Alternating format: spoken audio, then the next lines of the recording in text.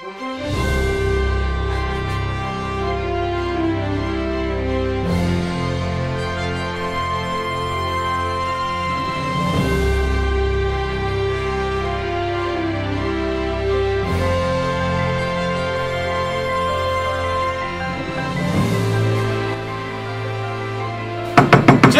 Susan!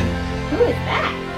Oh, I don't know. Let me take a look. Oh, Brother Josh! What are you doing here? Hey, it's Sunday. Are you coming to church? Sunday? Oh, man. I thought it was Monday. You getting your days mixed up? Oh, there you are. Woo, sorry, I had to go finish watering the cats. Yeah, watering the cats. Oh yeah, it's so much fun. Yeah, I'm sure. Just don't put them in the microwave. Hey, listen, tomorrow is nothing. Today is Sunday school, okay? Not tomorrow. Tomorrow is Monday. Right. Today is Sunday. Okay, you got it? Yeah. All right, hey, let's get started then. Yeah, let's go. I love Super Church. All right, let's go. Welcome to Junior Church. Glad you could make it today. Looking forward to a wonderful time. And who's going to win, the boys or the girls? All right, we'll see. All right, let's pray. We'll get right into it. Dear Lord, thank you so much for this morning. Bless this time we have together. Thank you for all the boys and girls who actually woke up on time and paid attention really good. Thank you for allowing us to have Junior Church, even though it's via the internet. So I look forward to getting back into church together and having a wonderful time and learning more about you. So help us to pay attention really good this morning on purpose. Well, thank you for all that you do. In Jesus' name, amen and amen. Well, let's get rolling with a song. Miss Haley, come on down. All right, we're going to sing Jesus, Jesus, Jesus, I've got him on my mind. Ready? Jesus, Jesus, Jesus, I've got him on my mind. Jesus, Jesus, Jesus, I've got him on my mind. Jesus, Jesus, Jesus, I've got him on my mind. Oh, I've got Jesus on my mind. When I read my Bible, I've got him on my mind. When I read my Bible, I've got him on my mind. When I read my Bible, I've got him on my mind. Oh, I've got Jesus on my mind. Great job, guys. Woo! Thank you, Miss Haley. Give Miss Haley a hand. All right, we're going to play a game. Who's better, the boys or the girls? Right. Here's what we're actually going to do. We're going to play a game in the sense of asking questions, okay, from the last couple of weeks of Sunday school. And so here is the game. The game is such like this. Let me explain first. I wish I could have y'all from home do it, and because most of you already know how to do it. Anyhow, so you will grab a camera, and on the back of the camera will either be a number or the word wind with an arrow, W-I-N-D, wind, okay? And if it says wind, then the points go to the other side, okay? But if you pull it up and it's points, then those points are not automatically yours unless you decide to stop. If you decide to stop, then those points are secured and they go on the board, okay? However, if you say, well, Brother Josh, I'm going to keep going, I'm going to get another camera, and you draw another camera and it's more points, they'll be added to this. If it's more points, they'll be added to this. But if you get a wind before you say, well, that's done, I'm not doing it anymore, if you get a wind, then please don't whine about it, okay? Those points go to the other side, they go to the other team, which would be the boys if the girls were up, and would be the girls if the boys were up. Just that simple, okay? All right, here we go. Last week, here's questions. Here we go. Last week, put your think caps on. Lock them. Okay, no, I'm just kidding. All right, here we go. All right, last week we had a memory verse, okay? Actually, this was 2 weeks ago. It had a song to it. Where was that verse found? Da, da, da, da, da, da, da. Ready? Hands down on it. Say go. Oh, she still got it. Yes, ma'am. James 4:7. James 4:7. Miss Mindy, come on down. Smarter than the average second grader. Come on down. All right, here we go. Pick yourself a camera. All right, girls. What's it going to be? Is it going to be points or a wine? 500. Would you like to stop or keep going? I would like to stop. Oh, man. All right, stopping right there. I was kind of hoping she said, oh, let's go with it. Let's go with it. All right, girls. You are at 500 points. Now, if you're normally in junior church, you know we usually get up to like 13,000, 14,000 points on each side. Here we haven't been giving points to everything. Like, remember the girls taught the guys get points, and the boys taught the girls get points. And if you sing better, you know, your team gets more points and whatnot. So we haven't been doing that a lot in here, so that's why the points have been staying low. All right, here we go, fellas. Anybody can answer, so please raise your hand faster. Okay, here we go. Next question. All right, Now this one's a little bit more from Sunday school. I know you guys haven't been in Sunday school, but it's almost basic knowledge, okay? All right, how many people got on the ark? Ready? Wait till I say the word. Go. All right, Brother Joseph. 8. 8 is correct! Praise the Lord. I don't want to embarrass anybody, okay? All right, here we go. Choose you a camera. Let's see if it goes points or a 1. This one? Yeah, No. I don't know. This one. Yes. Yeah. All right, here we go. 100 points. All right. Would you like to stop or keep going? How many wines are there on here? Because I want to know the ratio. I lost track. I think there's 7. That's not a good ratio. We're going for this one, yeah? Nope. Yeah. Well, I don't know. Sure. Wine. Oh, man. 100 points goes to the girl. Go girl. Oh, man. Next question. Here we go. Oops. All right, here it is. We've been studying one main book in Sunday school the last several weeks. What book? I know at home you're like, me. Okay, but not in here, only go. Ooh, Brother David had that one. Genesis. Okay, come on down, Brother David. All right, here we go. This one. All right, he picks that one, and it's 50 points. It's a winner. Can I put a 0 right there? No, sir. Not there. Okay, all right, here we go. Would you like to stop or keep going? Keep going. He's going. Okay. This one. Oh, yeah. Wine. 300 points! All right. You want to stop or keep going? One I don't know what's a tough choice.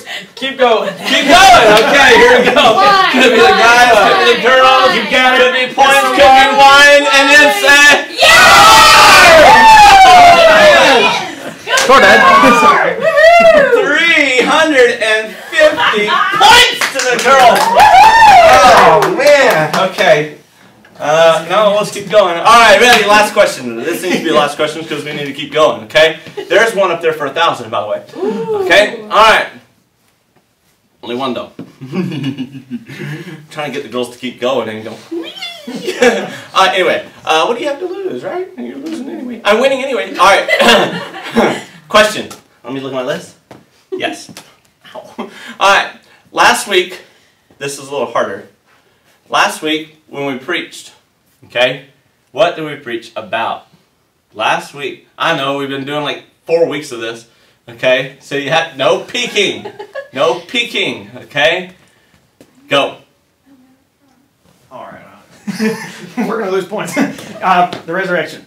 Resurrection, that is correct. The some doubted, and some I'm sorry. doubted. I was picturing it, not remembering the word. No, it's okay, it's okay. All right, here we go, and he's going to choose. Yes. Yes. Wine. 300! We might as well go. Mine as well. Yeah, okay, he's chosen another one. Wine. And he has 100 points. Might And as well. 400. Alright, he's at 400. Here. Wine. Wait, where's the last wine? Here. Wine. Down. Here. Right there. All right, let's try this one. It's contagious. Oh, man. Oh, that's not good, y'all. Yay! We're trying to Go make get up for her. the last week that we lost. Yeah. We're catching up. Oh, this is terrible, y'all. Escape for 10,000. Hey, we got some birthdays to tell you about. Some birthdays. Oh, thank you. My pen. You're wonderful. Can we switch over to birthdays? Hey, we got birthdays. A new member of our church, Candace Hahn. Her birthday is this week. I believe it's Monday.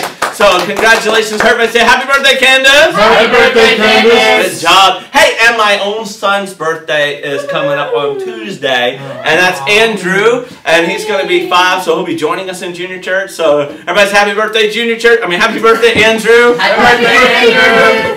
Okay, all right. And Caleb Squarick, his birthday is this week. So everybody say happy birthday, Caleb. Happy birthday, Caleb. Awesome. So if you know those folks, maybe shoot them a message. Obviously, they don't have a phone, but still, you know, you talk to their parents and say happy birthday. I know some of the families are doing like a FaceTime with the kids, letting the kids be able to talk. That's pretty neat stuff. But anyhow, hey, if you're able to give online, you can do so. That's a good thing to do. ParksideBaptist.org/give. Okay. And praise the Lord. Hey, even kids are supposed to tithe. I don't remember the first time I ever gave a tithe, but I do remember my parents teaching me to tithe as a young man and doing the best that I could there. and giving to missions. And I remember by the age of 12, the Lord spoke to my heart to put $20 in every week to missions. And I was like, ain't no way, I'm 12 years old. So I just said, okay, Lord.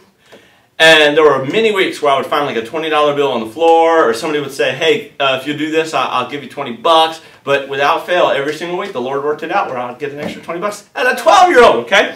And so that's pretty neat, fun stuff there. So make sure that you give to the Lord, and He'll make sure He gives back. He does do that for sure. But anyhow, also making sure you're paying attention really good in Sunday school. I look forward to getting back together and teaching you in person and having my 6th grader guys back. You know, I'm really hoping this doesn't go so long to where I lose all my 6th graders and they go on the 7th and I never got, now I don't get the rest of the time with them, but hopefully it doesn't go that much longer. But anyhow, but please, please, please be praying that this all goes away. We can get back together soon, and that'll be great. Hey, we're going to sing another song with Brother David. One way God says to get to heaven. Jesus is the only way. All right, let's sing. One way God said to get to heaven. Jesus is the only way. One way to reach those pearly mansions. Jesus is the only way. No other way, no other way, no other way to go. One way God said to get to heaven. Jesus is the only way. How many ways are there to heaven? One. Hey, toss me that board if you would. One way to heaven. The Bible says there's one way to heaven. That's it. A lot of people say, well, you know, you got to go to church, read your Bible, all that kind of stuff. They say, well, there's 6 ways to heaven. That's all. But some say there's 3 ways to heaven. Some say, oh, there's 4 ways to heaven, but there's only one way to heaven. That's it. There's not 6 ways, there's not 3 ways, there's not 4 ways, but there's one way to heaven. And Jesus is the way, the truth, and the life. No man cometh unto the Father but by me. And that's Jesus speaking, okay? In John 14:6. All right, hey, your favorite time of all. Okay, anyway. I'm missionary story time, okay? So, sit up straight. Everybody in here did too. Pay attention real good. Brother Joseph, come on down. Give him a hand! I'm very excited about this. We're going to have a good time in here today. Now, Brother Josh did say sit up straight, so I'll tell part of the story sitting up straight too. We'll learn about Mary Slessor. She's a great lady that surrendered to the mission field at a very young age, but then she waited until she was older, saved up money, and traveled to a country called Calabar in Nigeria, West Africa. Well, when she got to West Africa, then she started reaching out to the people in the village of Duketown, and met a nice chief there, Chief Ayo Honesty VII, and he was already saved, and he would preach righteousness and about Jesus Christ. Well, she decided she heard about this one group of the people called the Okayong people, a very rough tribe. And last week we learned about how she went and ministered to all the people in the Okayong area. There were 3 different chiefs in that area. They were one all worse than the other. She met one, and then the next one was even worse, the next one was even worse.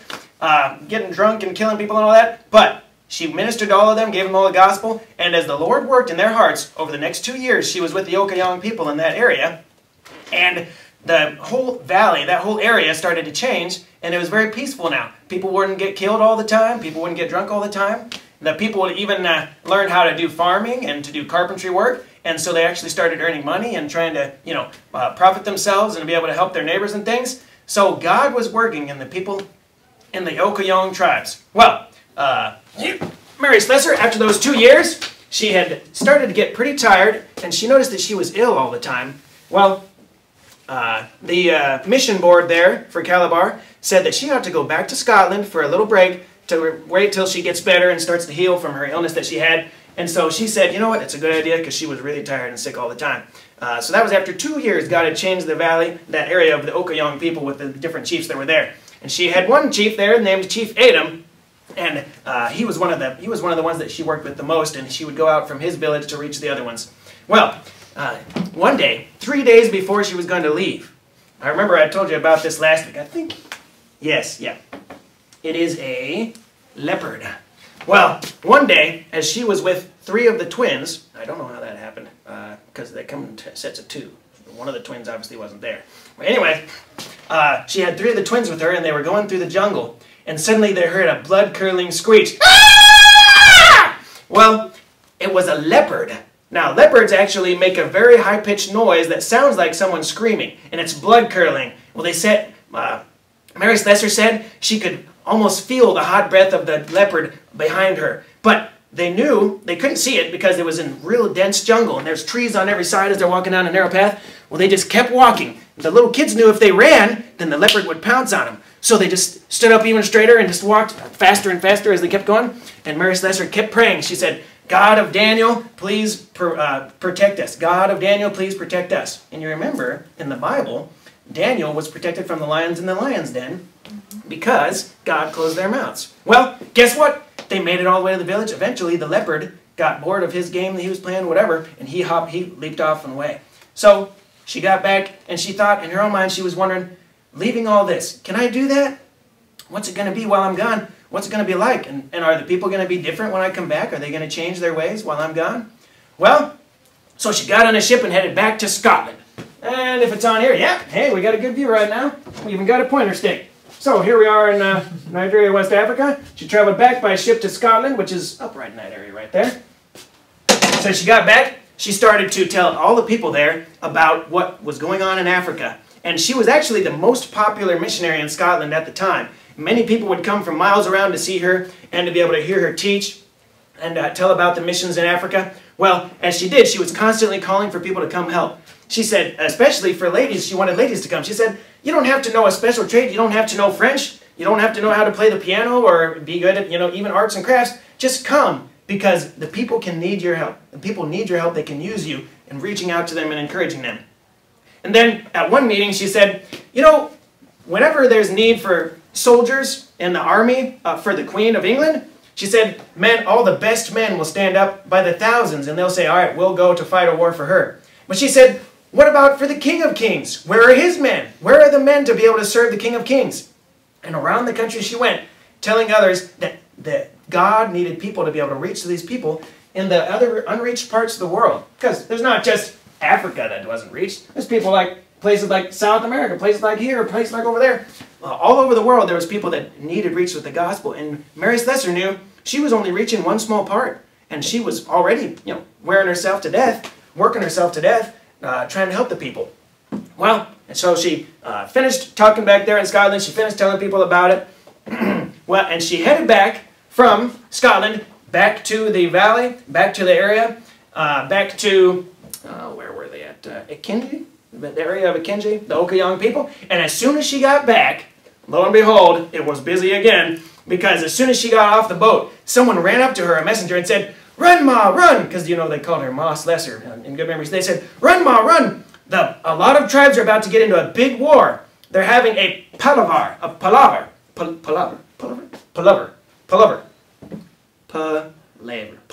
Anyways, they're having a palaver. It's a meeting of people, sort of like a conference or a place where they're going to talk things out before they get into a big fight or before they decide to have peace. Well, she grabbed her knitting utensils because she would... Knitting needles? I guess they're not called utensils. That'd be more like chopsticks. But anyway, she grabbed her knitting needles and her stuff, and she ran as fast as she could. She traveled by herself all the way there to wherever the people were meeting. She heard where the tribes and chiefs were going to be, and she had sent a messenger before her that told them not to get in a fight, not to start fighting until she got there, and let her talk to them. So the messenger ran on ahead, and then she came as soon as she could, and she got there that morning, and all the chiefs were there. They were in a big clearing where there were no trees, but there were big umbrellas over all the chiefs. The chiefs were all sitting around the big clearing like this, just with about 50 soldiers each, all with guns and knives and swords. They had big long swords, and they all had guns that were loaded and ready to fight. Well, as the chiefs were sitting around there, Mary Slessor came in, and it was very quiet. And she knew one wrong word, and they could all just get into a big gunfight right there, and it'd be a very big bloody mess. So she greeted each of them kindly and said hello to them. They were all very quiet. She greeted each of the chiefs, and then she sat down and started knitting. She told one person later that the reason she knitted at palavers or the meetings like that was so that people couldn't see that her hands were shaking, because she was always really nervous. Well, she listened to all of them speak, and she would make comments on what they said, or maybe make a small joke here or there to try and help lighten the mood. And she could see the people start to relax a little bit. But all the chiefs were there, and their men were all standing around with their guns, and they were still ready to get in a fight. And she knew one wrong word, and they could immediately just go into a fight like that. And on the outside, she was their stern and sometimes very serious ma that they had a lot of respect for. But on the inside, she was thinking, I don't know if the peace talks are going to work this time. And if the shooting starts, I'm probably going to jump in the base of that tulip tree right there, because there was a hole in the side of the tree. Well, and that's what she was thinking in her mind, but she kept talking, and out in the hot sun all day long, she sat there as they were talking, and she was knitting, and they were talking, and she would say a few things, and all day long she was there without any water or food, and she just listened. And then by the end of the day, all the chiefs had said their piece. Well, basically, it was between two whole groups of men. They were fighting over one part of ground. And so she said, all right. She stood up and she was going to make her judgment just like a judge would at a court session. She said, all right, I want you, she told the one half of chiefs, I want you to draw a map in the mud of the area that you're arguing over. So they did. They drew a detailed map, made sure that they didn't leave anything out. And then she said, okay, now do you want to draw a divider line in the middle, or do you want to pick which side you get? And they said, well, we want to draw the divider line. So very carefully, the chief took the stick and he drew in the mud very carefully, made sure to divide it exactly into two halves, the land that they were going to claim. And then Mary Slessor said, okay, to the other chiefs, you can choose which half you want. And so they chose a half, and they were all praised her for her wisdom and thought, wow, this is great. And they greeted each other, and they were good friends. It was like they were laughing, and they had never had any troubles before with all the other tribes. All the chiefs, they were laughing, and they're like, oh man, it's glad we got to be with you. You know, we'll enjoy this land.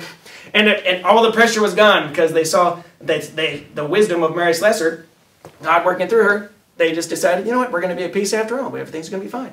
Well, after that palaver, she turned, and then on her way home, she had to travel all the way home after dark by herself because there was nobody else with her. And she said, all is dark. She wrote in a note to a friend. She said, all is dark except above. And she said, God's ways are safe and sure. Mary could see a change in the people, in the whole country, in the whole valley area, and she was glad about it. Well, a Scotsman, Sir Claude MacDonald, was appointed to be the vice regent, the consul general of Duketown. So the place she was from there in Africa, they actually sent a military man there to be in charge of it, to be able to sort of be the government or the police there, to be able to keep an eye on things, and make sure things were going well. Well, he always worked with the people that were there. The missionaries loved him, and they really enjoyed working together. Well, one time he called her in, and he said, I'm going to send some soldiers into the Okayong territory to enforce the law. He said, I still hear stories of murder and tribal war. But Mary protested. She said, oh, please, they're not ready for that kind of law and order yet, because if you start to punish them for the actions that they're doing right now, they're not going to expect it. They're not going to know what to do. And so then they'll probably revolt, and then they'll attack you, and then it'll just undo everything I've been working to do.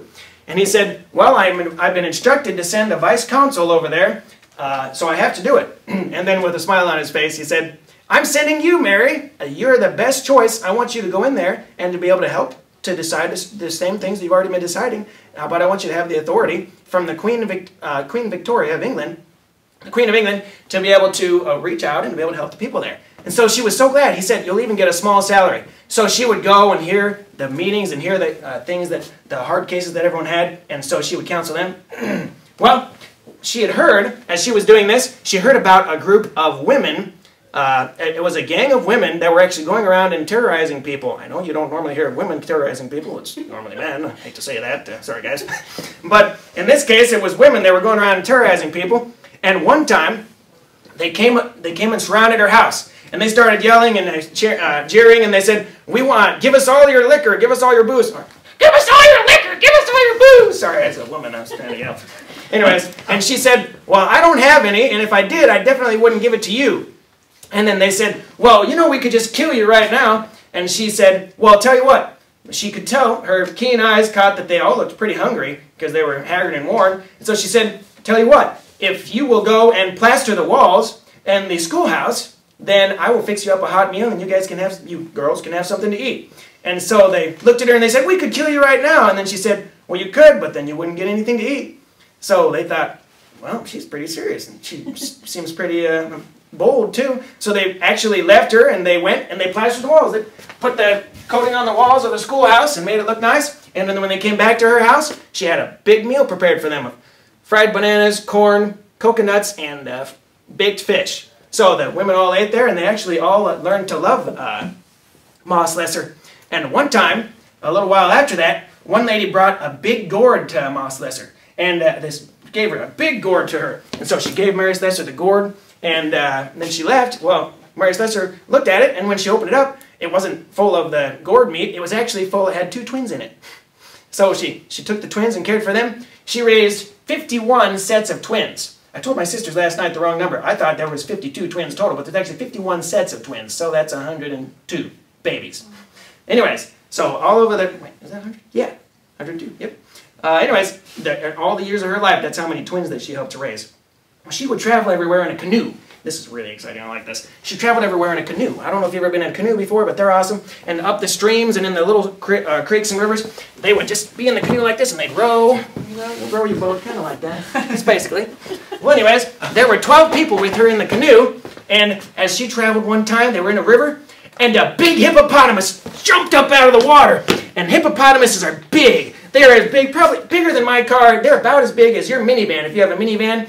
Well, and its mouth is like this big, and it can open up really large. Well, it busted up next to the canoe, and it tried to tip the canoe over. And underneath the canoe in the water, there were crocodiles everywhere. So they knew if they fell in the water, they were going to get eaten by the crocodiles, but they didn't know what the hippopotamus was going to do to them. So the men in the canoe all started yelling, and instead of trying to solve the problem, I don't know why. Mary Slessor grabbed a big pot that was in there. It's a big steel pot, and she banged the hippopotamus right on the nose, dong, and then she stuck the pan in its mouth. So with its gaping jaws, powerful and open with its big, ugly teeth, they're like this big, ugly teeth in there, and she stuck the pot in its mouth, and it crunched the pan as if it was a paper cup. Do we have any cups around here? You using that later? Sure, you have one. Just like that. Well, anyways, so it crushed that paper cup, crushed the hard steel pan like it was a paper cup, and then it just swam off into the water and left them alone, though. So they were okay, but they almost got eaten by a hippopotamus. And those things are big enough that actually half of my body could fit inside the hippopotamus. Either the top half or the bottom half. I'm not sure which I'd prefer. If it fit my top half, I'd be able to wig my legs around, but I wouldn't be able to say anything. But if it fit the bottom half, I'd be sticking out like this. Hey, help me! Either way, it's not cool, and it's definitely not fun, okay? It's actually worse than that. Well, anyways. All right, so the hippopotamus didn't get to eat them. Well, and the Scotsman, Sir Claude MacDonald, the man from Queen Victoria, she actually, or the Scotsman, he said that Mary Slessor was doing more to help that whole valley than any other person. And so he actually raised her salary. So things were going well. She even had money to provide for things. Well, and even another man, Mr. Ovens, it was Mr. Ovens. I know that's crazy. His name was Mr. Ovens. Anyways, his name was Mr. Ovens, and he was a carpenter, came from Scotland to be able to help build houses and work on things for the missionaries and all the people of the villages. And this is the first person that ever came from the same country that, or from any country, other than Africa, to be able to help these people since Mary Slessor was there. And he was very nice. He actually sang while he worked, and all the people liked him. Well, anyways, as he was working on a house with Mary Slessor one time, a messenger came in and said, "Run, Ma, run! There's the Chief Adam's son." That's the chief that she really, had a good relationship with because they had been working with each other for a couple years. Well, a tree fell on Chief Adam's son as he was working on his house, and it crushed him. Well, he was hurt very badly, and someone ran up to Ma Slessor while she was working with this man named Mr. Evans, and he said, "Oh, Chief Adam's son has been hurt very badly." So she ran over to help him, and when she got there, she tried to take care of him and care for him as good as she could. And for 2 weeks, she cared for him and tried to heal his wounds, but he just kept getting worse and worse because of a very bad injury from a big tree falling on him. Well, one Sunday morning, she had gone to church for just a short time, and when she came back, there were some men there gathered over the boy, or the young man, and they were blowing pepper and smoke into his eyes. It actually caused him to die quicker, but regardless, he did die right that morning. And then after he died, then the witch doctor was there, and he lied and said, "The men from the village next door, this is witchcraft, this is sorcery. They're the ones that killed this son," because they didn't believe anybody should die except from old age. They thought it had to be somebody else's fault. So the Chief Adam said, "All right, send men over to kill everyone in that village and burn the village down." So they went to the village, but somebody had warned the village before they got there, so nobody was hurt. When the men came back, and Mary Slessor said, "This is not the way to honor your son. You should not be killing people in order to honor your son as a funeral. I will show you a proper, respectful funeral." So she went back to that case of clothes that she had gotten from Scotland and she didn't use. She opened it up and she got the nicest suit that she could find. Something like what I'm wearing right now. And then she dressed the man up that was dead in a suit and tie and put on some nice shoes on him and wrapped a silk turban around his head. And then she stuck him in a chair, yeah, just like this, underneath an umbrella. so that all the people could come and show respect to him. And Chief Adam even took all of the skulls of the men that he had killed in his lifetime and kind of piled them around the chair. Mary Slessor didn't like that part, but she was glad that because it was preventing something that was a lot worse. Well, the men all liked it. The Chief Adam was very pleased, so they danced around the chair and they drank and got drunk and stuff. But Mary Slessor was glad because they didn't kill anyone. Normally they would sacrifice the wives and they would kill anybody that they got the chance, but like kids or stuff like that. But nobody got killed for this funeral. And she had sent a message to the missionaries back in Duketown, and she said, please send help or something because I don't know how long I can keep these people from killing people for this funeral, because this was a big deal. This is the chief's son that died. So technically there would have been a lot of people that got killed.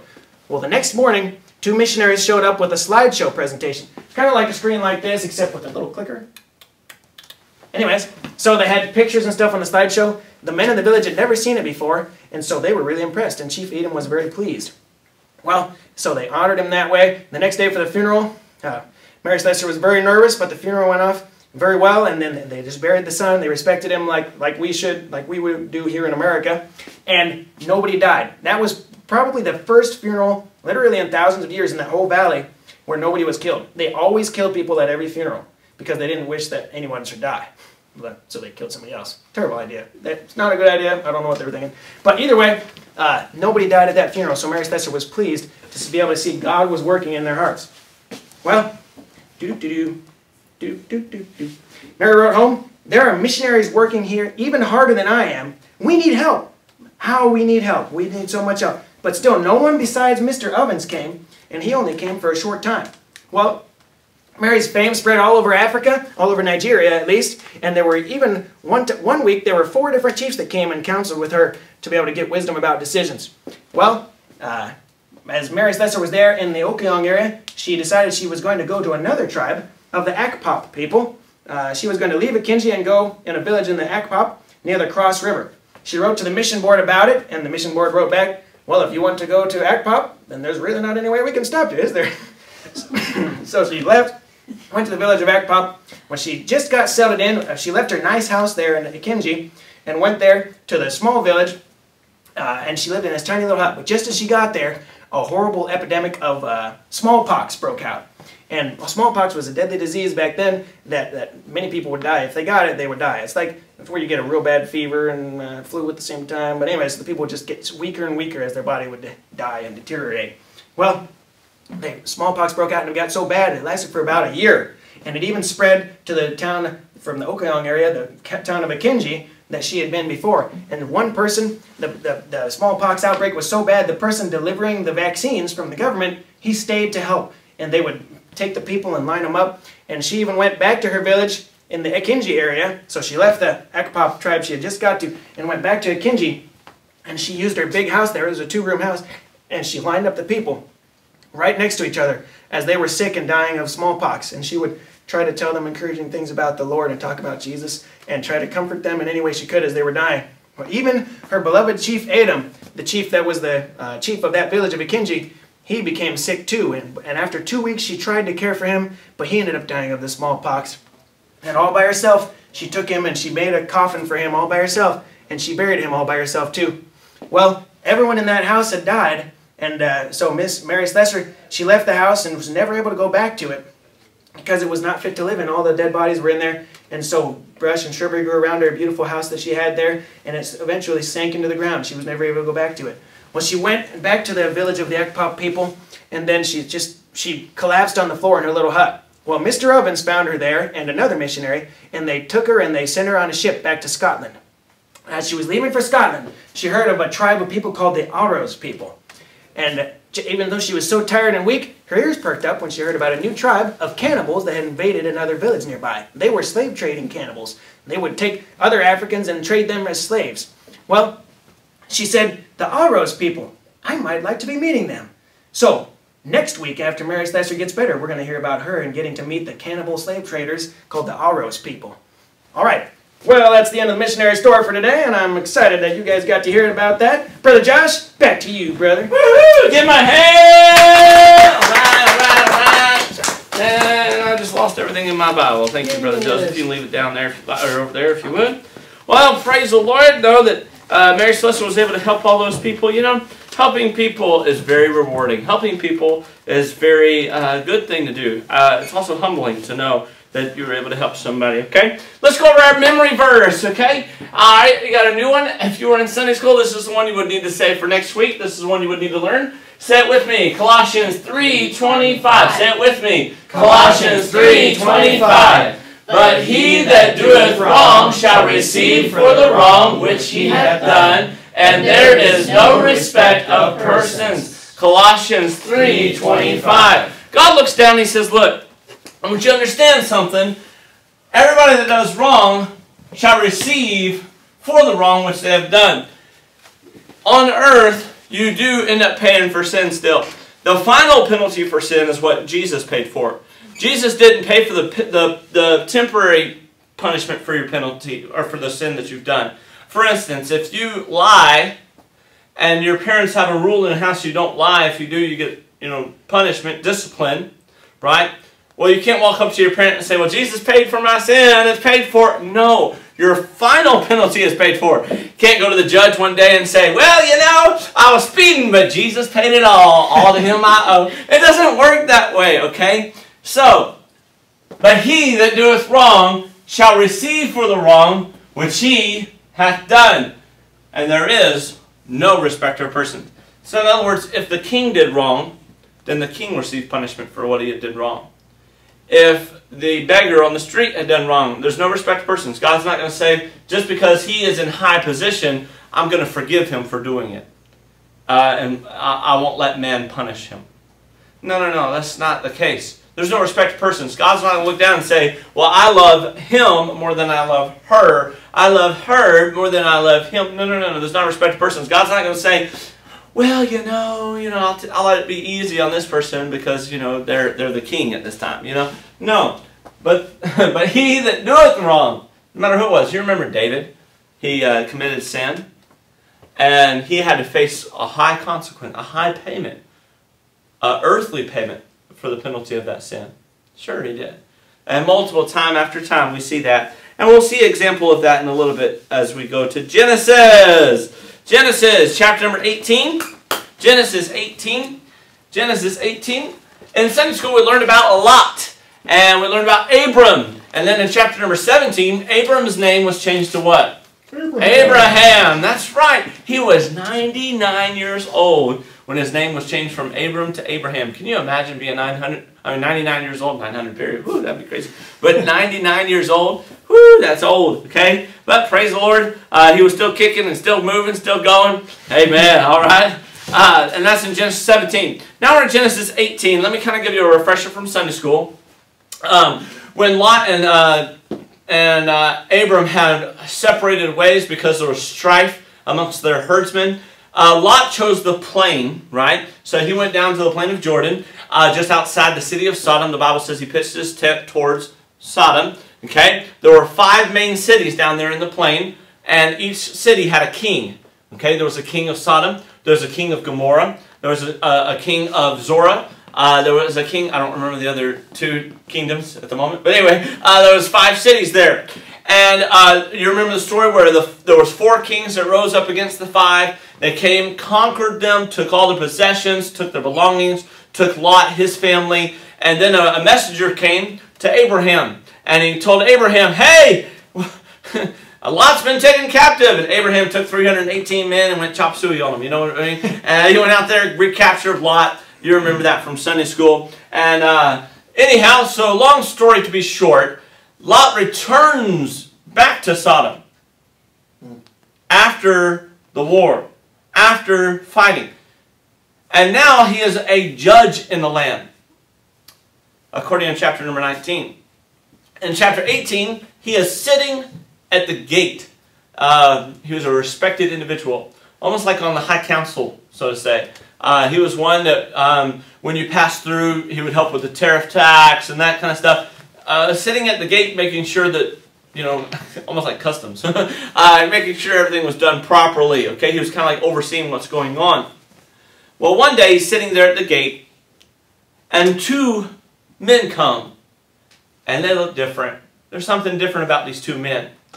in review, these two men are the same two men that appeared unto, there were three men total. One of them was the Lord that came to Abraham and Sarah and told them that they were going to have a child, right? You remember that? That's the first part of chapter 18. So he told them to have a child. Then those two men went on because the Lord was with them. And the Lord turned to Abraham. He said, Abraham, judgment, God is a just God, and God's going to judge this place for their wrongdoing. He said, they have cried unto me. I believe there was a lot of hurting people in Sodom and in Gomorrah and in Zorah. I believe there's a lot of hurting people. And these people were hurting so bad because the influence of the wicked people all around them.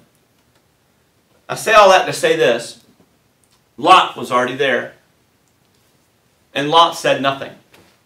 Lot did not take a stand for Jesus Christ. Lot did not take a stand for God. He rose up in ranks and he became a well-known person in the city. Everybody knew Lot.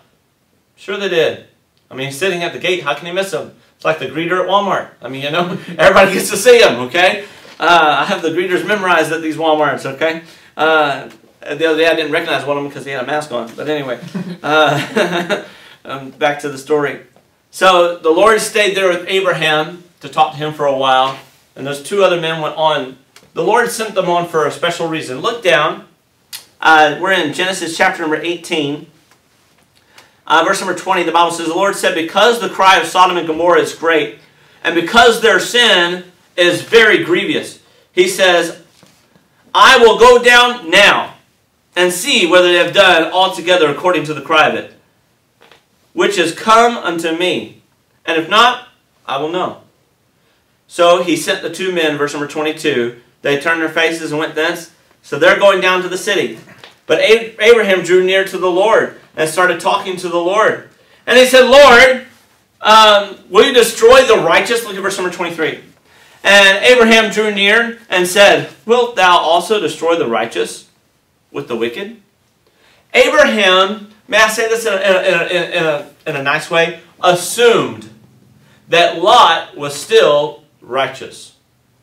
Abraham assumed that his family member was still doing right. He says, wilt thou destroy the righteous with the wicked? Peradventure, there be 50 righteous within the city. 50, Lord. Just 50, that's it. Here's a whole city, a kingdom, if you would. He said, peradventure, out of the two cities, out of the two major wrong places here, if there's 50 folks, there's hardly ever, when we're actually in service, there's hardly ever a time where there's not at least 50 kids in junior church. Normally in this one, there's about between 85 and 90, sometimes 100. That's a lot of kids.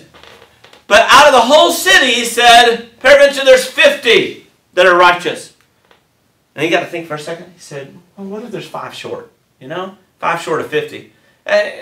Lord, maybe if there's 5 short of 50, will you still destroy it? You know how the story goes. He said he wouldn't. Went down to 40, went down to 30, down to 20, and now down to 10. Look down, if you would, please, in verse number 31.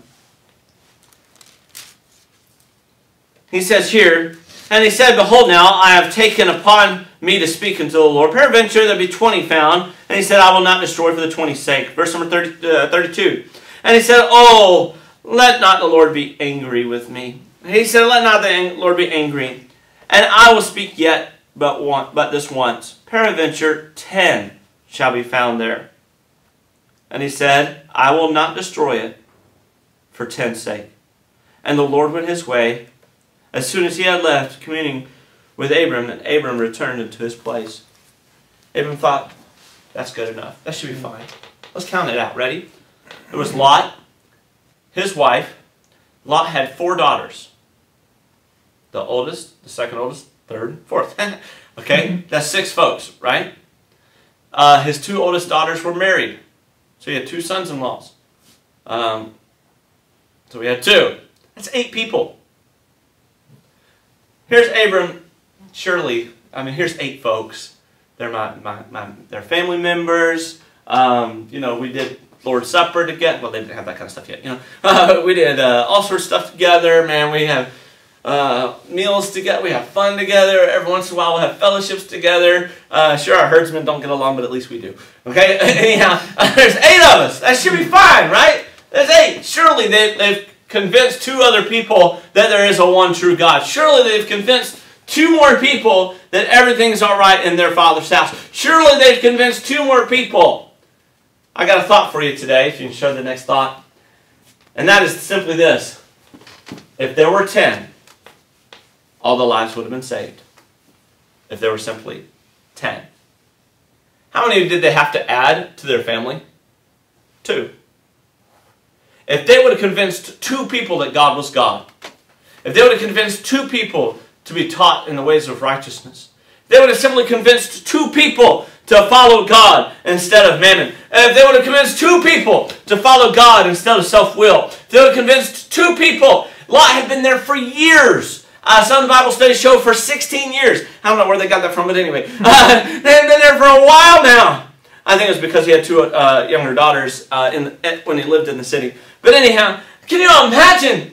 Here he's been here for a long time. The people have known him. The people have grown to know him. But he hasn't mentioned God. He hasn't mentioned how good God's been. He hasn't mentioned how great God is. He's not showing righteousness. Here is Lot, and later he's called Lot the righteous?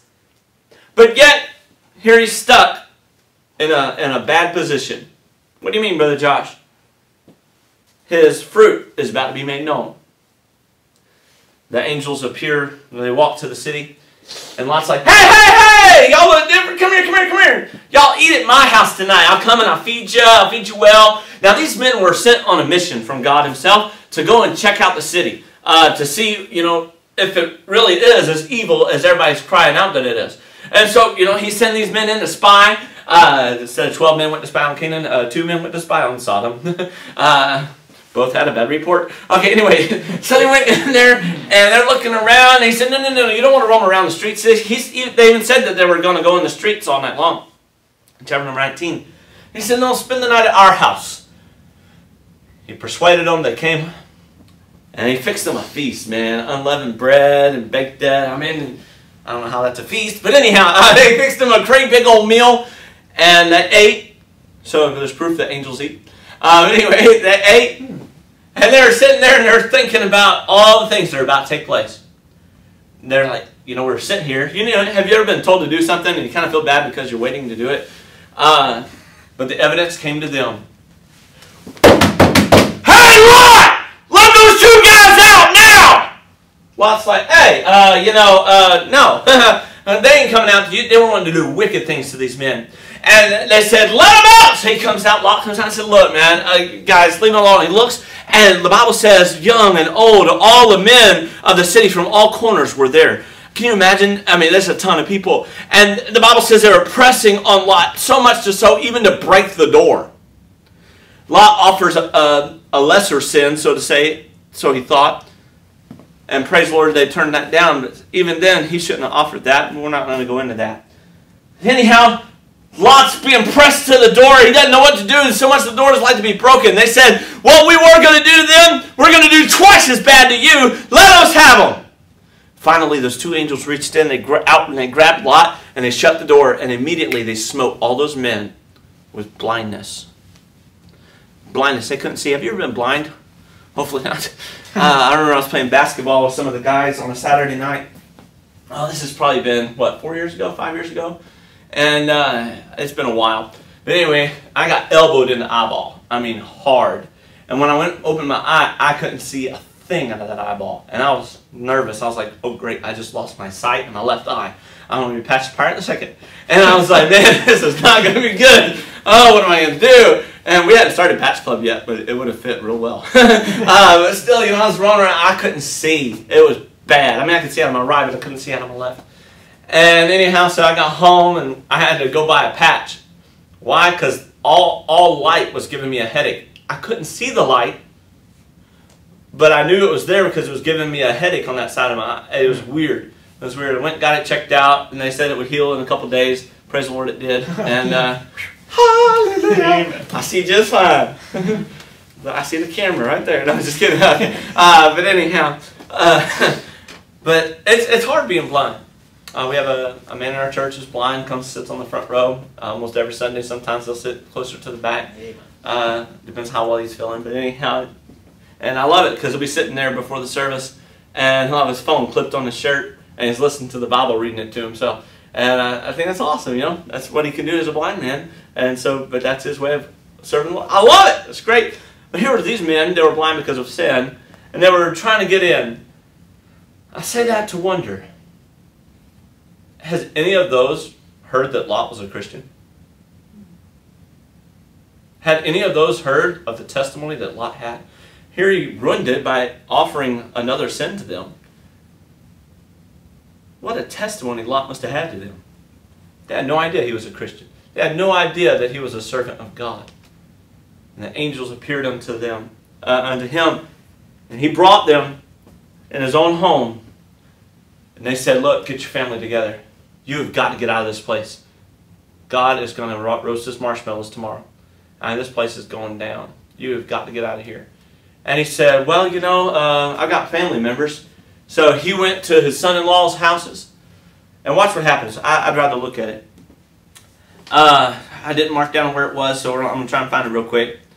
And so, down in verse number 8, the Bible says in chapter number 19, he says, well, now, my two daughters, he's offering that second sin I was talking about, verse number 9.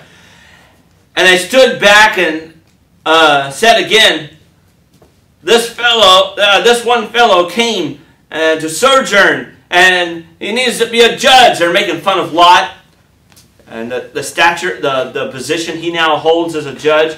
And they said, you know what? We're going to do worse to you than we're going to do to them. And they pressed on the door like to break it. Verse number 10, then the men put forth his hands, and they took him, that the men being the angels, taking Lot inside. Verse 11, and they smote the men with blindness. And then verse number 12, and the men said to Lot, hast thou here any besides? And he says, son-in-law, and thy sons, he says, and thy daughters, and whosoever that has in the city, bring them out of this place. Get them out fast. So Lot goes over to his sons-in-laws, and Lot went out and spake unto his son-in-laws, which were married to his daughters. Kind of clears that up for you. And the Lord, and said, up, get ye out of this place, for the Lord will destroy this city. But he seemed as one that mocked. Think about that just for a second.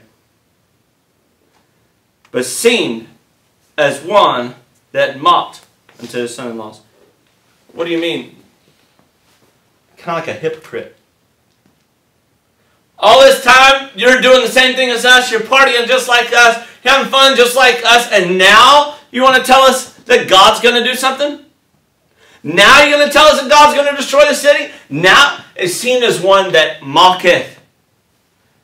So his own son-in-laws said, we're not going anywhere. Kept his other two daughters there. Early that next morning, the angels came and said, oh, we need to hasten. You don't need to tarry. Let's go. Let's get out of here. And he said, well, let's wait just a little bit longer. He was probably thinking, I can imagine Lot all night long is laying in bed wondering, is there anybody else I can talk to? Is there anybody else that will believe me? Is there anybody else that I might have had a good testimony to that will believe me that God will destroy this place? And it's like the opposite of Noah, where Noah had preached for over 100 years. Repent, get on the ark, repent, get on the ark. And Lot was the opposite. Have fun all you like. He wasn't preaching it necessarily, but by not standing for Jesus Christ, his testimony did. His testimony preached that it was okay. He put a stamp of approval on sin by saying nothing about it. Boys and girls, here is Lot, and he's about to have a big problem. The whole city is about to be destroyed, so much so that the angels grabbed him, and they grabbed his daughters, his two daughters that were still in the home with him, grabbed his wife, and they drug him out of the city. They said, go hide in the mountains. He said, no, if we get in the mountains, somebody's going to harm me. He said, you know, you've already shown me mercy. You've already shown me kindness. Let us stay over here. The Zoar, that city over there, let us go dwell there. Just don't destroy that city. It was done. He went and hid in Zoar. That next morning, very early in the morning, God sent his judgment on the wickedness of Sodom and Gomorrah. And the Bible says when Abraham woke up very early in the morning, he saw that the smoke of the cities was like a furnace. It was torched. Boys and girls, sin has a punishment. Whether it's a big one or a little one, doesn't matter what the sin is, it still has a punishment. You know what? We're sitting around, we're thinking, God's going to forgive me. It's okay. I am scared. I'm not so much scared of the sin that the men were doing. I'm scared as Christians that we're doing the sin that Lot was doing. You go to church, you read your Bible, you pray, you live right. You have parents, you have uncles, you have aunts, you have somebody in your family that's doing right. Lot had Abraham, a mighty uncle who was doing right and serving God and was well favored amongst many kings because of his stand for right. But boys and girls, here's the problem. Lot never mentioned God. Nobody believed Lot when he said, God's going to destroy this place. Why didn't they believe him? I believe it's simply because of the testimony he already had. You know what? I'm not trying to be all boring and somber and sad. I want you to think about this just for a minute. Does your neighbor know that you're a Christian? What about the neighbor across the street? Well, I don't talk to them. Well, they ought to at least know you're a Christian.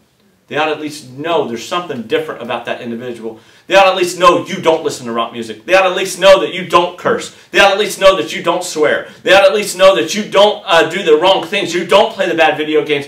Why, Brother Josh? That way when the day comes and you get to talk to them, they don't look back and say, well, you're just like me. You do the same things I do. What's the difference? Because they know the testimony that you've had over the years. There was a preacher in North Carolina. And there was a mailman that had been watching the preacher for 10 years. 10 solid years was his mailman. The mailman was an atheist, wanted nothing to do with God himself. Believed that there was nothing there. That was it. There was no God. Basically a humanist in that sense. Believed that man was God. But for 10 years he delivered mail to this preacher's house. Finally, one day after 10 years, knocked on the preacher's door and said, look, there's something different about you. I've delivered to other preachers' doors. I've delivered to every man on this street. You're the only one who has never received a bad magazine.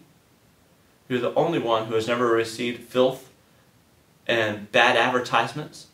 And he went on and on. He said, I want what you have. Wow. Because it's real. 10 years of delivering the mail. Did he know that that mailman had been watching him? No. It didn't make any difference to him. But it made a difference to the mailman. That somebody was willing to take a stand for right. Did Abraham spy on Lot and say, oh yeah, I've been watching Lot, he's been doing good? No, listen. Lot had Abraham fooled. Abraham thought surely Lot was righteous. Surely Lot's family is righteous. Surely, by the way, boys and girls, out of the thousands of people that lived in the city, only 4 people escaped and only 3 lived to tell about it. That's it. Because you remember when they exited the city, the angels looked and they said, do not look back. Don't look back on the sin. Boys and girls, the sin of never telling anybody about Jesus Christ is far greater than the sin of those that were destroyed in the city. They were doing wickedness in the sight of God. But all those people could have been saved. The blood is on the hands of the person that never told them about Jesus. The blood is on the hand. They got toast because nobody told them. They got burned to death because nobody stood up for God. Boys and girls, you say, I'm only 10 years old. How can I stand for God? 1, by doing right. Hey, forget the sin that your brother is doing. Do right. What's that old song? Do right till the stars fall. Do right till the last call to ride, when there's no one else to stand by you. Hey, forget what everybody else is doing wrong. Hey, remember the definition of righteousness? I've said it so many times, hopefully you have it memorized. It's not the absence of bad, it's the presence of good. I'm not as bad as they are, but they are going to be burned because you never told them. Why can't we tell somebody about the Lord? Oh, we're willing to tell them about how we got a high score on our video game. We're willing to tell them what we saw at Walmart that was so funny. We're willing to tell them about the thing that Mama got us for our birthday. We're willing to tell them what Grandma got us for Christmas. But what about the Lord? If only 10 would have been righteous, the whole place would have been kept alive. Look, I'm not trying to be mean. My wife can testify to this. We have knocked on now every door on our street, and every person if they didn't answer, we went back to their house. Every person on that street knows that we're Christians. Why? Because we wanted them to know. Where we used to live before on Bluebonnet, Old Mesquite. I had a knock on the door one lady, it was an elder lady, she lived across the street on the right side. And she said, she was bawling, she said, would you pray with me? How did she know that we would pray? Because we had a testimony. We had a testimony. Lot didn't have that kind of testimony. Nobody's knocking on Lot's door and saying, would you pray with us? Would you pray with us? Have a testimony in your neighborhood. That lady knocked on the door. Would you pray with me? I said, yes, what's up? She said, my grandson was just killed by a pickup truck that was a hit and run. He was 4 years old. They were just moving into the house. Can you please pray with us? And we got to pray with them. The next, maybe an hour later, the news showed up to cover the story. But boys and girls, you ought to be your parents, your family ought to have such a testimony that you're the one that people run to when they need God because the testimony that you have. But instead, they're running to Lot and saying, Lot, hey, give us the new men. Let us do sin with them. And he said, no. But he offered a lesser sin in my eyes, but it was still sin. Boys and girls, look, I know you're young, and I am too, to be honest with you. I'm only 30. I got more, well, if the Lord tarries and I actually do live long, I've got more of my life than I've spent. But I do understand this, that Lot was not the right testimony he should have been in the city. He was not the right testimony that he should have been in the home. Does your brother see you obey your parents? Does your sister see you doing good instead of doing wrong? Does your cousin see that there's a difference in you because you're actually doing right instead of doing wrong? When you get together for Christmas and they're playing that video game over there and you know your mom and dad told you not to, so you don't play it, but you stand there and you watch the whole time? Not much difference. What kind of testimony do you have? Look, I don't have the greatest testimony in the world, I know that. But I can wake up every morning and be reminded that, hey, today is a new day. I get to have the best testimony I can have. You can ask my wife whenever I get to pray out loud with her. I ask her, I don't ask her, I don't pray to her. I pray and ask God to help us to desire to please Him. I want to have a strong desire in my heart to please God. I don't want to please the devil. I don't want to please self. I want to please God. But this isn't about Joshua. This isn't about you. See, we are the ones that know about Jesus Christ. This is about that boy and girl that lives next door. This is about the family member of Lot who thought he was mocking when he said that God was going to destroy the place. He thought he was making a joke of it. He thought he's kidding. Boys and girls, when you mention Jesus, it should never be a mockery. Nobody should ever think you're just kidding when you talk about the Lord. It should be real. It should be real. Well, I want to end on a happy note. Can I do that? Abraham never went. Abraham never went to Sodom to live. He never went to Sodom to live. You know, there are people still doing right. There are people that still stand for right. Father Abraham. Okay.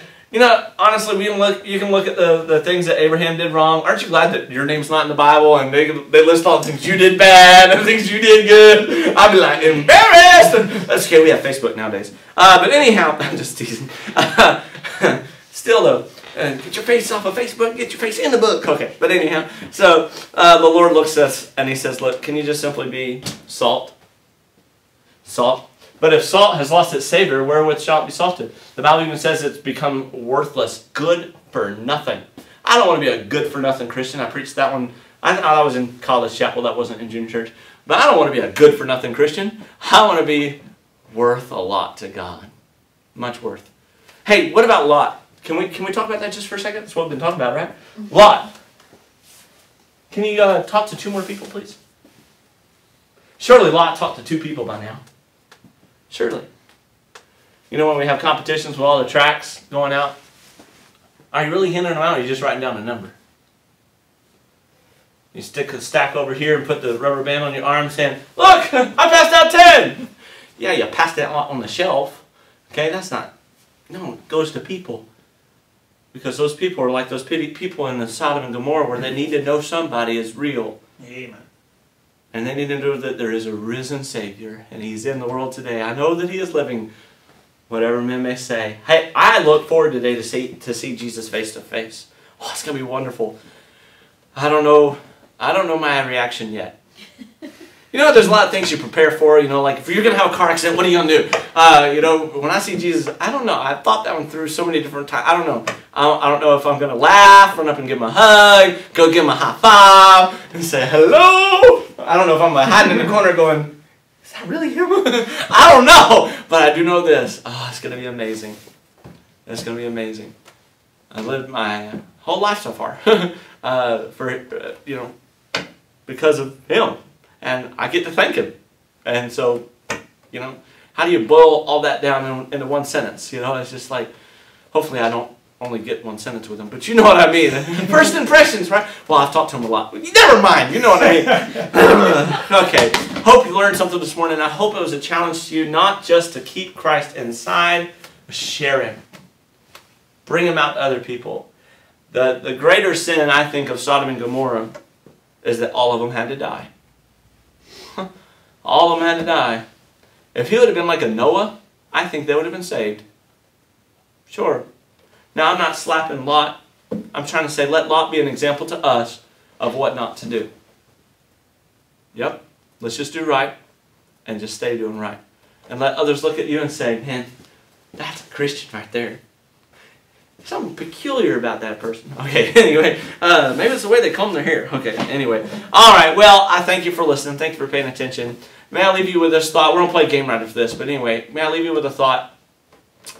I'm singing a song in a little bit of It Will Be Worth It All. No matter how hard it is to serve Jesus Christ, it's going to be worth it. No matter how much you get made fun of by other people because you did something right, it's going to be worth it. When?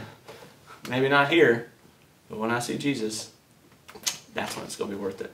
Okay? Alright. Hey, let's play a game real quick. I need one guy and one girl. One guy, one girl. Can I get one guy, one girl? Timber! Oh, I didn't toss that to you. I'm just kidding. Alright. Actually, you ready? Yes, sir.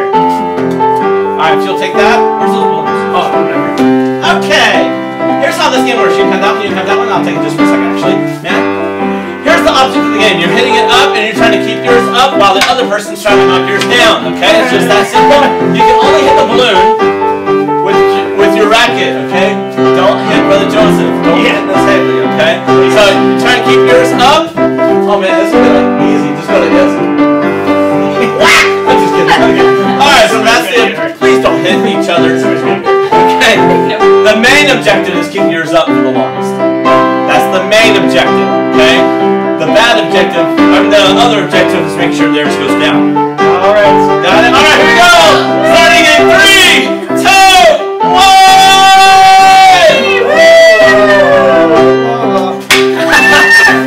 Oh, he almost lost his. Forget hers.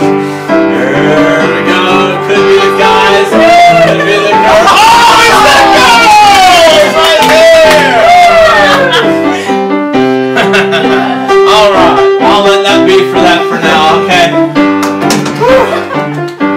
play at home, maybe, if you don't kill each other. Can the girls get points for that? They don't need points for that. Alright, let's see here. That's 1350. Woo! And that's a hard math problem. 0! What's 1 plus 0? Can we at least have 1 point? Nope. Oh. No respected persons. Can we do 5 times 0? Sure. Alright, anyhow. Yay! 0 times any problem, still 0. Hey, I thank you so much for listening today. Thanks for paying attention. And be that testimony that you know that you're supposed to be. Anyhow, I don't know when this thing's going to be over, but I look forward to the day when there's actually kids' faces in here instead of just the workers, But anyhow, thank you all for helping. I do appreciate it. We got Jordan behind the screen. We got David at the David Castillo at the piano. You've already seen Brother Joseph, David, and Haley and Miss Mindy. So we're all signing out. Say bye, y'all. Bye, y'all.